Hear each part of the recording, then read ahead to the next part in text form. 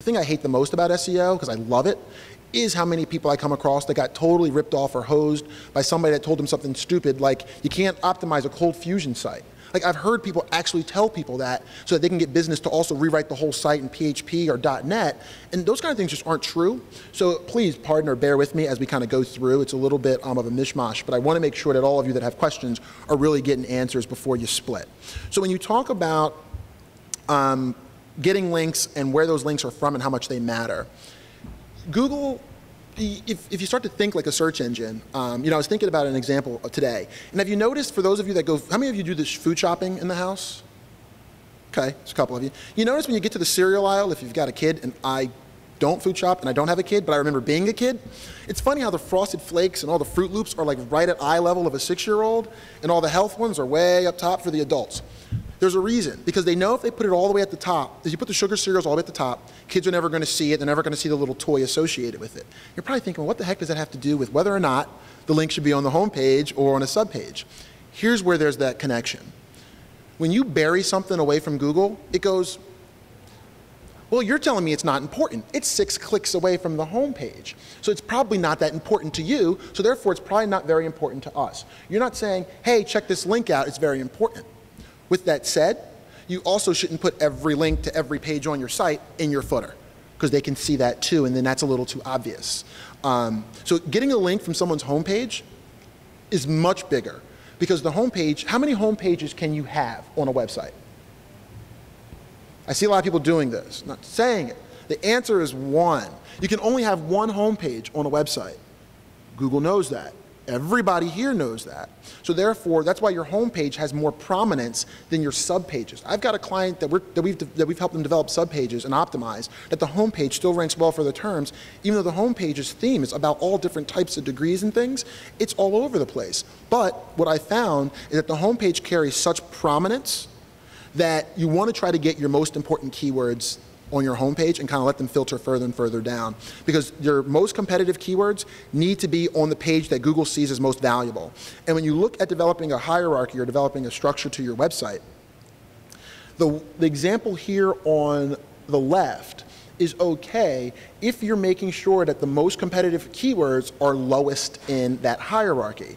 If it's a term that's a really long tail kind of term, you can put that much lower, because the competition's not going to be as hot for that term. Whereas if the term is ringtones, and your site is about 10 different things, and ringtones is 1 page off of the home page, the odds of you having a chance to rank well for that, you've just made it harder for yourself. You've made it very hard for yourself to rank well for that, because you've told Google, well, I have a home page and it's about these things, yet I've also got these 10 other pages, and my most competitive term is somewhere stuck off 2-3 clicks away. You're probably not going to rank well for it. And that comes back to developing an architecture. And this is one of those gut things with SEO, and I'm going to hopefully go through an example here that will show you how to adjust or address just this issue. One of the first things that happens with a hierarchy, how many of you are SEO Moz readers? Love you guys. That blog is the best. If you are trying to do SEO yourself, or if you're looking for a very good source, there's really 3 blogs that I read that I also get my information from. It's SEO Moz, SEO Book, which is Aaron Wall's blog, and Matt Cutts, of course. Then that way you can get the official word from someone at Google. Those 3 blogs alone, because I know there's so many blogs out there that it's very hard to keep on top of the space. You read those 3, you're going to get good advice and good info. SEO Moz actually has a tool that I'm going to go out to. Well, let me open hyperlink. Okay, let's open it up. This is a crawl test. I believe this test is free still. If it's not, it's worth like the $30 a month. This is one of the few things that paying the $30 a month for is worth it. What it does is it goes through your site, gives you internal links, external links, how many pages have showed up in Google, Yahoo, MSN, when's your Google cache date. It'll tell you your server response codes, how many 200s, 300s, 400s you have, and they tell you when there's a problem. They'll tell you if your pages, how many of your pages have unique title tags. Having the same title tag over and over again is not very helpful if you're trying to rank well for a group of different terms. How many are duplicates? So it kind of gives you a very nice way to get an idea for your site and your pages and how they're kind of being read. This is free. You go in, you put your URL in, you get a report back for free that basically gives you a rough idea on how your site's being crawled or spidered and if there are potential issues. Because it really doesn't matter if your site is, what's the word I can use?